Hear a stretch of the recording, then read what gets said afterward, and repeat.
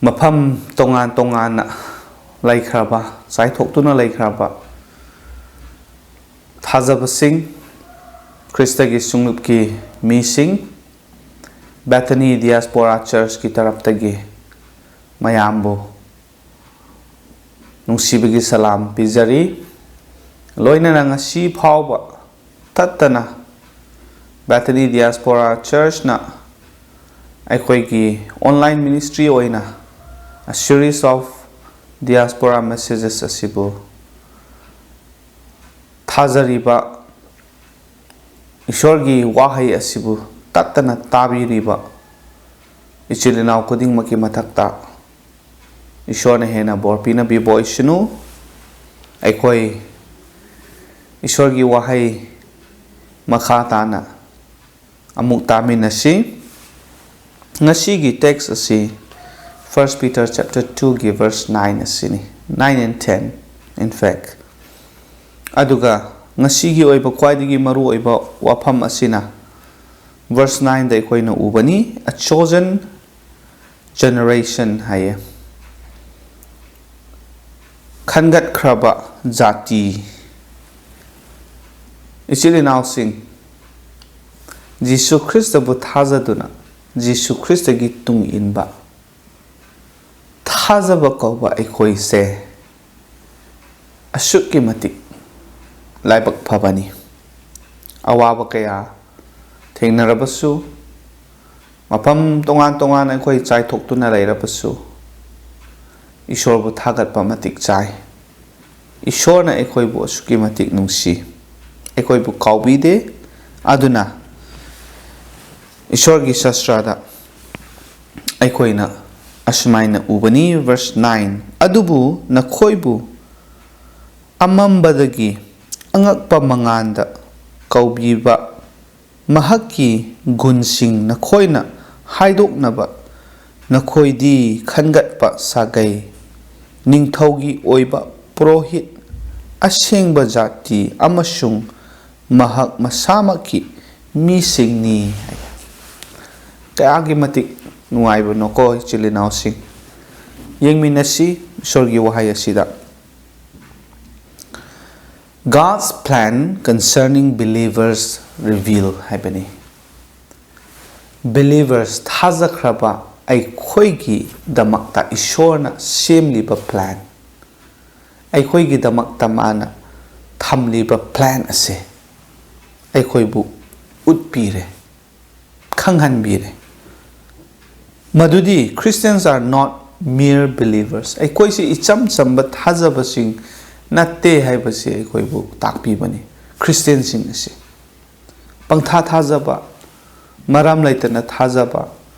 adugumba mi sing natte aikoi di Christian sing ase they are not mere believers what Christians are in the sight of God Christians sing ase ishor gi mi yengda karino hojiki wahai du dai koina patok khrabani khandok khaba jati or sagai ningthaugi oiba purohit asengba jati amasung mahak masamaki misi Christian ai khoi se ko kayagi matik laibak phaba ishor na ai khoi bu asuki matik yam na wang na ai khoi bu thangbi bani verse 10 da who once were not a people, but are now the people of God, who had not obtained mercy, but now have obtained mercy. Hanadi nakoi ishorgi mising oiramde, adubu hojikti nakoi ishorgi mising oire, hanadi nakoi chanbiba phanglamde, adubu hojikti nakoi chanbiba phangle. Amna puning nungsi yamna pukning pele ishorgi wahaida Christian sing believers sing ikoigi maramda asukki matik nungaiba nungsiba pau ase asumaina takpi aduna four important features a chosen generation a royal priesthood a holy nation his own special people haibani ikoi seko aduna ꯑꯩꯈꯣꯏꯅ ꯃꯁꯤꯒꯤ ꯃꯇꯥꯡ ꯑꯁꯤꯗ ꯈꯟꯕ ꯃꯇꯝꯗ Israel ꯃꯆꯥꯁꯤꯡꯒꯤ ꯃꯔꯝ ꯑꯁꯤꯗ ꯑꯩꯈꯣꯏ ꯈꯔ ꯅꯤꯡꯁꯤꯡꯕ ꯌꯥꯏ ꯃꯗꯨꯗꯤ God's regard for Israel. Israel machasingse ishorna karamhaina regard tauge haiba kanda. For you are a holy people to the Lord your God. Nakoi ase nakoi gi Prabhu gi mityengda nakoi ase asengba yati singni Sagei singni. The Lord your God has chosen you to be a people for himself. Prabhu mahakna masamak na nakoi bu magi damakta magi mising oinana bagi damakta khandokrabani a special treasure yamna mamal yamlaba adugumba Lan oina na koibu khandokpi all the people of the face of the earth. Prithibida laiba mi mayam asigi maraktagi na koibu khandok khabani. Deuteronomy chapter 7 verse 6 ta yam na mayek sengna takpi. Aduna important features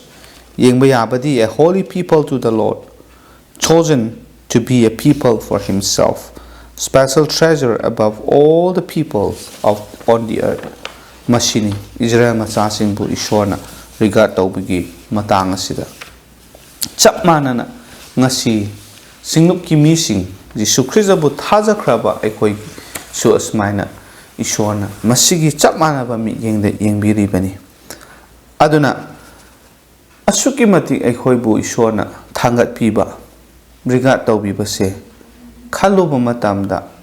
aikoi gi punsi da haukraba matamgi Pap ki punsi adusu ikoi ningsing bayai. Once not a people of God. Ikoi matamama da ishor gi mising oiramde. Once the mercy of God was absent. Ishor gi chan biba adu ikoi da leiramde. Adumakpu ngasidi ishor gi God's plan, ishor gi plan ase ikoi bu khanghalle. Number 1 da a chosen generation ikoi se Khandokraba Sagei haibasi karino.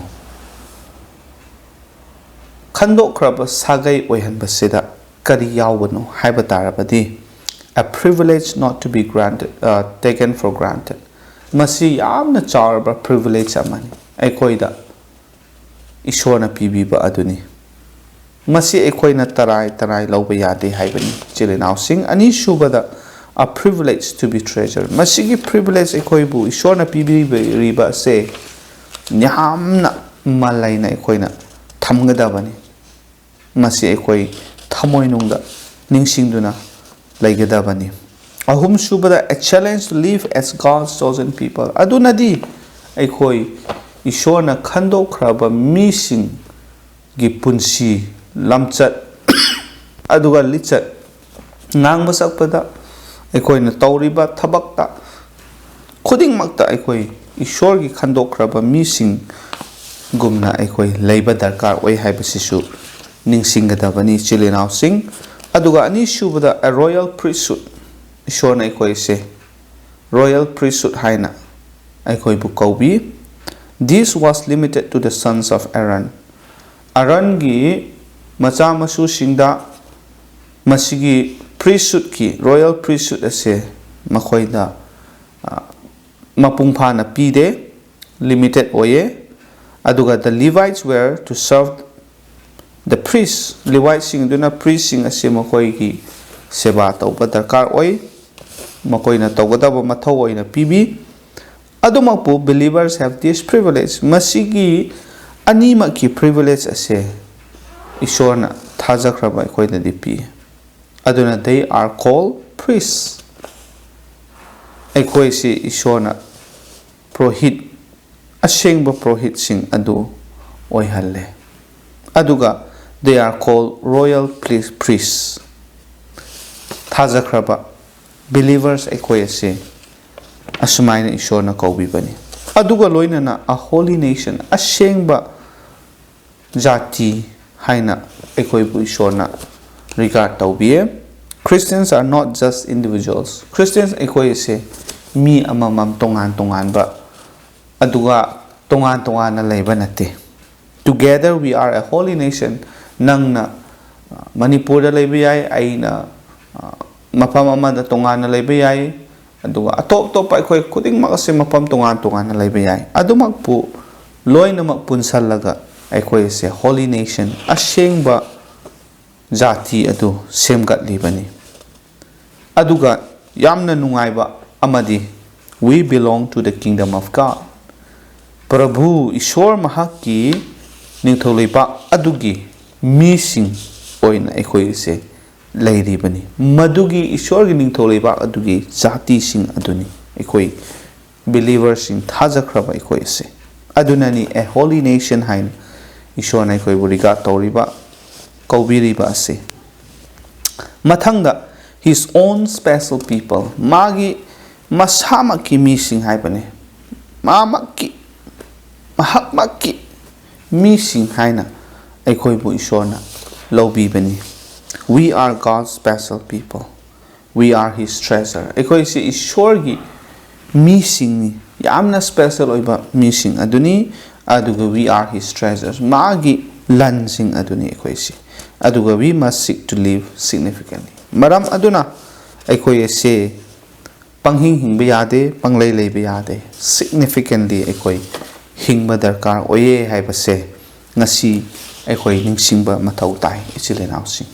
ꯑꯗꯨꯒ ꯃꯊꯪ ꯌꯦꯡꯕ ꯃꯇꯝꯗ the church of the Lord ꯄ꯭ꯔꯚꯨꯒꯤ ꯁꯤꯡꯂꯨꯞ ꯑꯁꯤ ꯀꯔꯤꯅꯣ ꯀꯔꯝ ꯍꯥꯏꯅ ꯂꯩꯕꯅꯣ we are all joined together as a church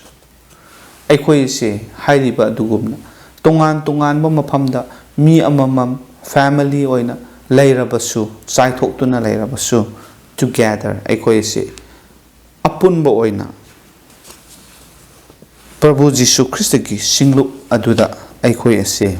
ꯄꯨꯟꯗꯨꯅ ꯂꯩꯕꯅꯤ we need to have a greater sense of comprehension of God's plan of redemption ꯏꯁꯣꯔꯅ ꯑꯩꯈꯣꯏꯕꯨ ꯀꯟꯕꯤꯅꯅꯕꯒꯤꯗꯃꯛꯇ ꯁꯦꯝꯂꯤꯕ ꯄ꯭ꯂꯥꯟ ꯁꯤꯜꯂꯤꯕ ꯊꯧ ꯈꯨꯗꯤꯡꯃꯛ ꯑꯁꯦ ꯍꯦꯟꯅ ꯈꯪꯕ ꯗꯔꯀꯥꯔ ꯑꯣꯏꯌꯦ ꯃꯁꯤ ꯈꯪꯕ ꯉꯝꯅꯅꯕꯁꯨ ꯑꯩꯈꯣꯏ ꯍꯣꯠꯅꯒꯗꯕꯅꯤ ꯑꯗꯨꯒ let us be challenged to live up to God's regard for us ꯏꯁꯣꯔꯅ ꯑꯩꯈꯣꯏꯕꯨ ꯑꯁꯨꯛꯀꯤ ꯃꯇꯤꯛ ꯋꯥꯡꯅ ꯌꯦꯡꯕꯤꯔꯤꯕ ꯎꯕꯤꯔꯤꯕ ꯑꯁꯦ ꯑꯁꯤꯒꯨꯝꯅ ꯑꯩꯈꯣꯏ ꯃꯄꯨꯡ ꯐꯥꯅ ꯍꯤꯡꯕ ꯉꯝꯅꯅꯕ ꯍꯣꯠꯅꯕ ꯗꯔꯀꯥꯔ ꯑꯣꯏ royal priesthood chosen generation ꯍꯥꯏꯅ ꯏꯁꯣꯔꯅ ꯑꯩꯈꯣꯏꯕꯨ ꯊꯣꯟꯕꯤ ꯃꯥꯒꯤ special his own special people ꯍꯥꯏꯅꯁꯨ ꯑꯩꯈꯣꯏꯕу regard ꯇꯧꯕꯤꯔꯤ ꯃꯁꯤꯗ ꯑꯩꯈꯣꯏꯅ ꯇꯔꯥꯏ ꯇꯔꯥꯏ ꯂꯧꯔꯒ ꯄꯪꯍꯤꯡ ꯍꯤꯡꯕ ꯄꯪꯂꯩ ꯂꯩꯔꯒ ꯃꯥꯒꯤ ꯄꯥꯝꯗꯕ ꯄꯨꯟꯁꯤꯗ ꯆꯠꯄ ꯃꯇꯝꯗ ꯏꯁꯣꯔꯅ regard ꯇꯧꯔꯤꯕ ꯑꯗꯨ ꯀꯔꯤꯁꯨ ꯑꯔꯊ ꯊꯣꯛꯂꯣꯏ ꯑꯗꯨꯅ ꯏꯁꯣꯔꯒꯤ ꯃꯤꯠꯌꯦꯡꯗ ꯑꯩꯈꯣꯏ ꯑꯁꯤ ꯑꯁꯨꯛꯀꯤ ꯃꯇꯤꯛ ꯁ꯭ꯄꯦꯁꯦꯜ ꯑꯣꯏꯕꯁꯤ ꯅꯤꯡꯁꯤꯡꯂꯒ ꯏꯁꯣꯔꯒꯤ ꯁ꯭ꯇꯦꯟꯗꯔꯗꯀꯤ ꯃꯇꯨꯡꯏꯟꯅ ꯏꯁꯣꯔꯒꯤ ꯑꯄꯥꯝꯕ ꯑꯅꯤꯡꯕꯒꯤ ꯃꯇꯨꯡꯏꯟꯅ ꯑꯩꯈꯣꯏ ꯍꯤꯡꯕꯁꯦ ꯌꯥꯝꯅ ꯃꯊꯧ ꯇꯥꯏ ꯏꯆꯤꯜ ꯏꯅꯥꯎꯁꯤꯡ ꯑꯗꯨꯅ ꯑꯔꯣꯏꯕꯗ ꯃꯌꯥꯝꯅ ꯉꯁꯤ ꯊꯝꯖꯅꯤꯡꯕ words of encouragement or challenge ꯑꯁꯤ ꯀꯔꯤꯅꯣ ꯍꯥꯏꯔꯕꯗꯤ number 1 to remember who we are to God ꯑꯩꯈꯣꯏꯁꯦ ꯏꯁꯣꯔꯒꯤ ꯃꯤꯠꯌꯦꯡꯗ ꯀꯔꯤꯅꯣ ꯀꯅꯥꯅꯣ ꯑꯩꯈꯣꯏ ꯏꯁꯥ ꯏꯁꯥꯅ ꯈꯪꯖꯒꯗꯕꯅꯤ ꯑꯩꯈꯣꯏ ꯄꯨꯛꯅꯤꯡ ꯍꯟꯊꯕ ꯌꯥꯗꯦ ꯁꯣꯟꯊꯕ ꯌꯥꯗꯦ ꯑꯩꯈꯣꯏ ꯑꯁꯤ ꯏꯁꯣꯔꯒꯤ ꯃꯤꯠꯌꯦꯡꯗ ꯑꯁꯨꯛꯀꯤ ꯃꯇꯤꯛ ꯌꯥꯝꯅ ꯁ꯭ꯄꯦꯁꯦꯜ ꯑꯣꯏꯕ ꯃꯤꯁꯤꯡꯅꯤ ꯍꯥꯏꯕꯁꯦ ꯃꯁꯤ ꯀꯥꯎꯕ ꯌꯥꯗꯦ ꯑꯅꯤꯁꯨꯕꯗ to rejoice in how God has blessed us ꯏꯁꯣꯔꯅ ꯄ꯭ꯔꯚꯨꯅ ꯃꯍꯥꯛꯅ ꯑꯩꯈꯣꯏꯕꯨ ꯅꯨꯡꯁꯤꯕꯤꯗꯨꯅ ꯊꯧꯖꯥꯕꯤꯗꯨꯅ ꯉꯁꯤ ꯐꯥꯎꯕ ꯆꯥꯟꯕꯤꯗꯨꯅ ꯑꯩꯈꯣꯏꯒꯤꯗꯃꯛꯇ ꯇꯧꯕꯤꯔꯤꯕ ꯕꯣꯔ ꯄꯤꯅꯕꯤꯕ ꯊꯋꯥꯏ ꯍꯛꯆꯥꯡ ꯑꯅꯤꯃꯛꯀꯤꯗꯃꯛꯇ ꯏꯁꯣꯔꯅ ꯄꯤꯕꯤꯔꯤꯕ ꯇꯧꯕꯤꯔꯤꯕ ꯈꯨꯗꯤꯡꯃꯛ ꯑꯁꯦ ꯅꯤꯡꯁꯤꯡꯂꯒ ꯑꯩꯈꯣꯏ ꯍꯔꯥꯎꯖꯒꯗꯕꯅꯤ ꯄꯦꯟꯊꯣꯛꯀꯗꯕꯅꯤ ꯍꯥꯏꯕꯁꯦ ꯃꯌꯥꯝꯗ ꯊꯝꯖꯅꯤꯡꯉꯤ ꯑꯍꯨꯝꯁꯨꯕꯗ to return our gratitude in practical way ꯑꯗꯨꯅ ꯏꯁꯣꯔꯅ ꯑꯁꯨꯛꯀꯤ ꯃꯇꯤꯛ ꯑꯩꯕꯨ ꯅꯨꯡꯁꯤꯕꯤꯕ ꯏꯁꯣꯔꯅ ꯑꯁꯨꯛꯀꯤ ꯃꯇꯤꯛ ꯑꯩꯕꯨ ꯆꯥꯟꯕꯤꯕ ꯏꯁꯣꯔꯅ ꯑꯁꯨꯛꯀꯤ ꯃꯇꯤꯛ ꯑꯩꯕꯨ ꯕꯣꯔ ꯄꯤꯕꯤꯕ ꯑꯗꯨ ꯑꯣꯏꯔꯕꯗꯤ ꯑꯩꯉꯣꯟꯗꯒꯤ ꯀꯔꯤ ꯇꯧꯒꯗꯕ ꯂꯩ ꯑꯩꯅ ꯏꯁꯣꯔꯒꯤꯗꯃꯛꯇ in return ꯑꯩ ꯀꯔꯤ ꯇꯧꯒꯅꯤ ꯍꯥꯏꯕ ꯇꯥꯔꯕꯗꯤ number 1 to seek the kingdom of God and his righteousness ꯄ꯭ꯔꯚꯨꯒꯤ ꯅꯤꯡꯊꯧ ꯂꯩꯕꯥꯛ ꯑꯃꯗꯤ ꯃꯍꯥꯛꯀꯤ ꯑꯆꯨꯝꯕ ꯑꯗꯨ ꯑꯩꯈꯣꯏ ꯊꯤꯕ ꯃꯊꯧ ꯇꯥꯏ ꯑꯗꯨꯒ to serve the Lord faithfully ꯄ꯭ꯔꯚꯨ ꯃꯍꯥꯛꯄꯨ ꯑꯩꯈꯣꯏꯅ ꯄꯨꯟꯁꯤ ꯂꯩꯔꯤꯕ ꯃꯈꯩ ꯌꯥꯝꯅ ꯊꯥꯖꯕ ꯌꯥꯕ ꯏꯁꯣꯔꯒꯤ ꯃꯅꯥꯏꯁꯤꯡ ꯑꯣꯏꯅ ꯃꯍꯥꯛꯀꯤ ꯊꯧꯒꯟ ꯇꯧꯒꯗꯕꯅꯤ ꯑꯔꯣꯏꯕꯗ to share our faith joyously ꯑꯩꯈꯣꯏ ꯏꯁꯣꯔꯅ ꯊꯥꯖꯕꯁꯦ ꯄꯤꯕꯤꯔꯦ ꯖꯤꯁꯨ ꯈ꯭ꯔꯤꯁꯇꯕꯨ ꯑꯩꯈꯣꯏꯅ ꯊꯥꯖꯔꯦ ꯃꯥꯒꯤ ꯇꯨꯡ ꯏꯟꯈꯔꯦ ꯕꯤꯂꯤꯚꯔꯁꯤꯡ ꯑꯣꯏꯈꯔꯦ ꯑꯩꯈꯣꯏꯕꯨ ꯑꯁꯨꯛꯀꯤ ꯃꯇꯤꯛ ꯏꯁꯣꯔꯅ ꯋꯥꯡꯅ ꯊꯥꯡꯒꯠꯄꯤꯔꯦ ꯌꯥꯝꯅ ꯆꯥꯎꯅ ꯑꯩꯈꯣꯏꯕꯨ ꯔꯤꯒꯥꯔꯗ ꯇꯧꯕꯤꯔꯦ ꯑꯗꯨꯅ ꯑꯩꯈꯣꯏꯒꯤ ꯊꯥꯖꯕꯁꯦ ꯑꯩꯈꯣꯏ ꯇꯨꯃꯤꯟꯅ ꯊꯝꯕ ꯌꯥꯗꯦ ꯃꯁꯤꯒꯤ ꯊꯥꯖꯕꯁꯦ ꯑꯩꯈꯣꯏ ꯍꯔꯥꯎꯅ ꯃꯤꯁꯤꯡꯗ ꯑꯩꯈꯣꯏ ꯐꯣꯡꯗꯣꯛꯄ ꯇꯥꯍꯟꯕ ꯈꯪꯍꯟꯕ ꯁꯟꯗꯣꯛꯄ ꯑꯩꯈꯣꯏꯒꯤ ꯏꯊꯧꯅꯤ ꯍꯔꯥꯎ ꯍꯔꯥꯎꯅ ꯑꯩꯈꯣꯏꯅ ꯃꯁꯤ ꯐꯣꯡꯗꯣꯛꯀꯗꯕꯅꯤ ꯁꯟꯗꯣꯛꯀꯗꯕꯅꯤ ꯍꯥꯏꯕꯁꯦ ꯃꯌꯥꯝꯗ ꯑꯔꯣꯏꯕꯗ ꯊꯝꯖꯅꯤꯡꯕ ꯋꯥꯐꯝ ꯑꯗꯨꯅꯤ ꯏꯁꯣꯔꯅ ꯑꯩꯈꯣꯏ ꯈꯨꯗꯤꯡꯃꯛꯀꯤ ꯃꯊꯛꯇ ꯍꯦꯟꯅ ꯕꯣꯔ ꯄꯤꯅꯕꯤꯕ ꯑꯣꯏꯁꯅꯨ ꯄ꯭ꯔꯊꯅꯥ ꯇꯧꯁꯤ ꯊꯥꯒꯠꯆꯔꯤ ꯏꯄꯥ ꯏꯁꯣꯔ ꯅꯍꯥꯛꯀꯤ ꯋꯥꯍꯩ ꯑꯁꯤ ꯑꯁꯨꯛꯀꯤ ꯃꯇꯤꯛ ꯅꯨꯡꯉꯥꯏ ꯄꯥꯔꯤꯕ ꯃꯈꯩ ꯍꯦꯟꯅ ꯑꯩꯈꯣꯏꯒꯤꯗꯃꯛꯇ ꯅꯨꯡꯉꯥꯏꯕ ꯍꯔꯥꯎꯕ ꯄꯨꯛꯅꯤꯡ ꯊꯧꯒꯠꯄꯤꯕ ꯑꯩꯈꯣꯏ ꯐꯪꯖꯩ ꯉꯁꯤꯁꯨ ꯅꯍꯥꯛꯀꯤ ꯋꯥꯍꯩ ꯑꯁꯤꯗꯒꯤ ꯊꯥꯖꯈ꯭ꯔꯕ ꯁꯤꯡꯂꯨꯞꯀꯤ ꯃꯤꯁꯤꯡ ꯑꯩꯈꯣꯏ ꯑꯁꯦ ꯏꯁꯣꯔꯒꯤ ꯃꯤꯠꯌꯦꯡꯗ ꯀꯅꯥꯅꯣ ꯑꯩꯈꯣꯏꯁꯤ ꯀꯔꯤꯅꯣ ꯂꯣꯏꯅ ꯃꯌꯦꯛ ꯁꯦꯡꯅ ꯈꯪꯍꯟꯕꯤꯕꯒꯤꯗꯃꯛꯇ ꯌꯥꯝꯅ ꯍꯔꯥꯎꯏ ꯊꯥꯒꯠꯆꯔꯤ ꯏꯄꯥ ꯏꯁꯣꯔ ꯅꯆꯥꯅꯅꯥꯏ ꯑꯩꯈꯣꯏꯁꯨ ꯏꯁꯣꯔ ꯅꯍꯥꯛꯀꯤ ꯅꯨꯡꯁꯤꯕ ꯅꯍꯥꯛꯀꯤ ꯆꯥꯟꯕꯤꯕ ꯅꯍꯥꯛꯀꯤ ꯕꯣꯔ ꯃꯌꯥꯝ ꯑꯁꯤ ꯐꯪꯕꯒꯤ ꯃꯇꯨꯡ ꯏꯟꯅ ꯅꯍꯥꯛꯀꯤ ꯃꯤꯡꯂꯦꯟ ꯆꯥꯎꯈꯠꯅꯅꯕꯒꯤꯗꯃꯛꯇ ꯅꯍꯥꯛꯀꯤ ꯅꯤꯡꯊꯧ ꯂꯩꯕꯥꯛꯀꯤꯗꯃꯛꯇ ꯍꯦꯟꯅ ꯃꯄꯨꯡ ꯐꯥꯅ ꯍꯤꯡꯕ ꯉꯝꯕ ꯅꯍꯥꯛꯀꯤ ꯊꯧꯒꯟ ꯇꯧꯕ ꯉꯝꯕ ꯑꯗꯨꯒ ꯑꯩꯈꯣꯏꯒꯤ ꯊꯥꯖꯕꯁꯤꯁꯨ ꯍꯔꯥꯎ ꯍꯔꯥꯎꯅ ꯏꯀꯥꯏꯕ ꯂꯩꯇꯅ ꯑꯀꯤꯕ ꯂꯩꯇꯅ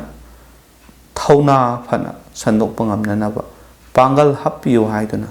ꯄ꯭ꯔꯊꯅꯥ ꯇꯧꯖꯔꯤ ꯉꯁꯤ ꯅꯍꯥꯛꯀꯤ ꯋꯥꯍꯩ ꯇꯥꯈ꯭ꯔꯕ ꯃꯤ ꯈꯨꯗꯤꯡꯃꯛꯀꯤ ꯊꯃꯣꯏꯅꯨꯡꯗ ꯁꯣꯛꯄꯤꯌꯨ ꯅꯍꯥꯛꯅ ꯊꯕꯛ ꯇꯧꯕꯤꯌꯨ ꯑꯗꯨꯒ ꯑꯩꯈꯣꯏꯒꯤ ꯗꯔꯀꯥꯔ ꯑꯣꯏꯕ ꯈꯨꯗꯤꯡꯃꯛ ꯅꯍꯥꯛꯀꯤ ꯁꯔꯒ ꯂꯩꯕꯥꯛ ꯑꯗꯨꯗꯒꯤ ꯕꯣꯔ ꯑꯗꯨ ꯍꯩꯊꯕꯤꯗꯨꯅ ꯑꯋꯥꯠꯄ ꯂꯩꯇꯅ ꯄꯨꯟꯁꯤ ꯂꯩꯔꯤꯕ ꯃꯈꯩ ꯍꯔꯥꯎ ꯅꯨꯡꯉꯥꯏꯅ ꯅꯍꯥꯛꯀꯤ ꯑꯅꯤꯡꯕꯒꯤ ꯄꯨꯟꯁꯤ ꯂꯝꯕꯤ ꯑꯗꯨꯗ ꯑꯩꯈꯣꯏ ꯆꯠꯄ ꯍꯤꯡꯕ ꯉꯝꯅꯅꯕ ꯕꯣꯔ ꯄꯤꯅꯕꯤꯌꯨ ꯍꯥꯏꯗꯨꯅ ꯊꯥꯒꯠꯆꯕꯒ ꯂꯣꯏꯅꯅ ꯑꯩꯈꯣꯏꯕꯨ ꯄꯥꯞꯇꯒꯤ ꯍꯟꯗꯣꯛꯄꯤꯕ ꯑꯃꯠꯇ ꯉꯥꯏꯔꯕ ꯀꯟꯕꯤꯕ ꯃꯄꯨ ꯄ꯭ꯔꯚꯨ ꯖꯤꯁꯨ ꯈ꯭ꯔꯤꯁꯇꯒꯤ ꯃꯤꯡꯗ ꯅꯤꯖꯔꯤ ꯑꯥꯃꯦꯟ ꯊꯥꯒꯠꯆꯔꯤ ꯏꯆꯤꯜ ꯏꯅꯥꯎꯁꯤꯡ ꯃꯌꯥꯝꯒꯤ ꯃꯊꯛꯇ ꯏꯁꯣꯔꯅ ꯍꯦꯟꯅ ꯕꯣꯔ ꯄꯤꯅꯕꯤꯕ ꯑꯣꯏꯁꯅꯨ ꯑꯥꯃꯦꯟ